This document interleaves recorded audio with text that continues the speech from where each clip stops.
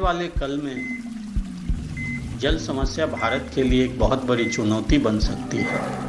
इस बात का एहसास मुझे तब हुआ जब मैं पेयजल एवं स्वच्छता मंत्रालय भारत सरकार में तैनात था और उसी दौरान मैंने निश्चय किया कि जल संरक्षण के प्रभावी आह्वान के लिए अगर एक बार फिर से एवरेस्ट चढ़ने का खतरा भी मोल लेना पड़े तो वह भी मंजूर है। हजारों साल पहले मानव सभ्यता मुख्यतः नदियों के किनारे ही पली बढ़ी।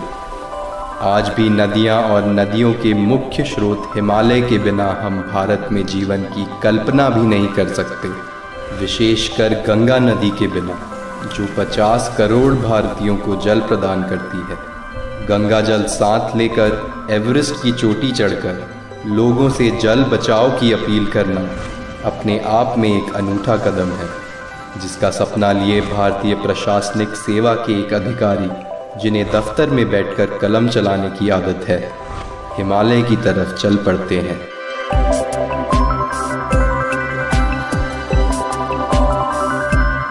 कई महीने जी तोड़ मेहनत कर, आराम की जिंदगी त्याग कर, परिवार और दोस्तों को अलविदा कहकर साहस और आत्मबल के साथ बढ़े हैं उनके कदम, स्वच्छ गंगा स्वच्छ भारत एवरेस्ट अभियान के रूप में। एक पुकार 125 करोड़ भारतवासियों को याद दिलाने के लिए कि जल की हर बूंद जिंदगी जैसी ही कीमती है, क्योंकि जल बिना हर वर्ष कई लोग अपनी जिंदगी गंवा देते हैं, क्योंकि अगले ही वर्ष दिल्ली सहित 22 शहरों के चौखट पर भूजल समस्या दस्तक देने वाली है।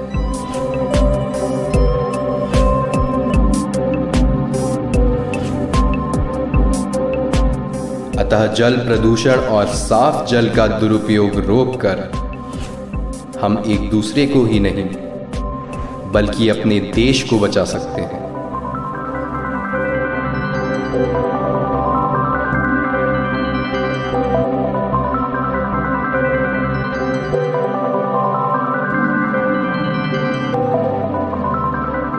So this is my third journey to Everest. First time I had climbed in 2013.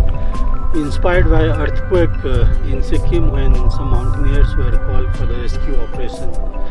Second time we had come in 2015 with the motto of Swachh Bharat Abhiyan, but we had to go back because of Nepal earthquake and avalanche at Nepal Everest base camp. This is third time I'm attempting Everest this year in 2019 with the motto of water crisis. ऐसा माना जाता है कि Everest की देवी माता कोमोलुंगमा की इच्छा के बिना कोई भी चोटी तक नहीं पहुंच सकता।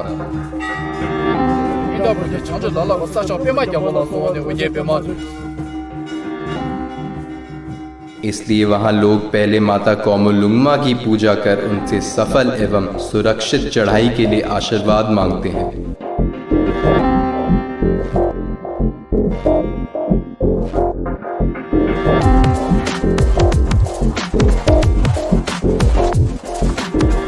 और उसके बाद ही चढ़ाई शुरू करते हैं।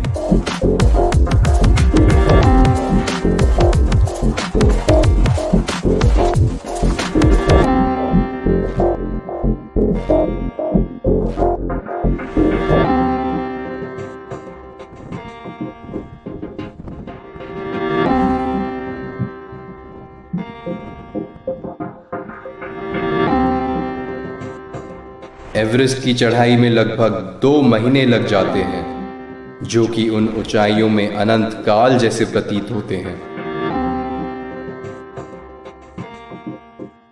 परंतु जिस देश के प्रधानमंत्री ही अपने देश को स्वच्छ एवं गंदगी मुक्त बनाने और हर घर पेयजल पहुंचाने के लिए पिछले कई सालों से दिन रात जुटे हैं, उस देश का नागरिक भला कुछ महीने एवरेस्ट पे तपस्या क्यों नहीं कर सकता?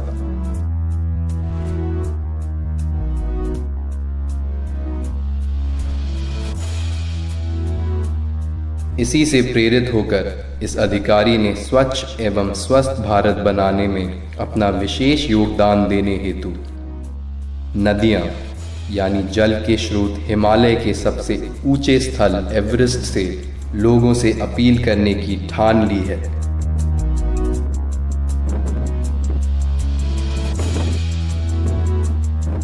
परंतु धरती की तुलना में मात्र 1/3 ऑक्सीजन, शून्य से नीचे 25 से लेकर 50 डिग्री तक की खून जमा देने वाली ठंड, सालों भर सैकड़ों किलोमीटर की रफ्तार से चलने वाली तूफानी हवाएं, अंतहीन चढ़ाई और गर्त जैसी गहरी तीव्र ढलान वहां जीना दूभर कर देती है।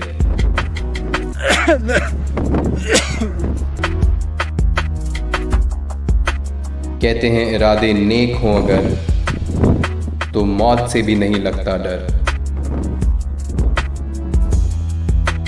एवरेस्ट की ऊंची और खतरनाक ढलानों पर पता चलता है कि हमारा शरीर कितना क्षणभंगुर है, और इतनी वैज्ञानिक प्रगति के बावजूद भी प्रकृति के सामने हम कुछ भी नहीं।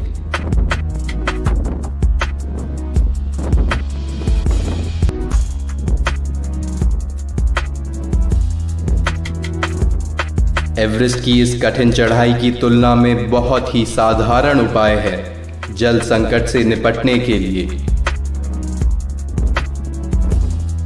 अगर 125 करोड़ भारतीय व्यक्तिगत स्तर पे पानी की बर्बादी रोक देते हैं, तो जल संकट के एक महत्वपूर्ण भाग का समाधान हो जाएगा और हमारी भविष्य की पीढ़ियों के लिए कभी स्वच्छ पेयजल की कमी नहीं होगी।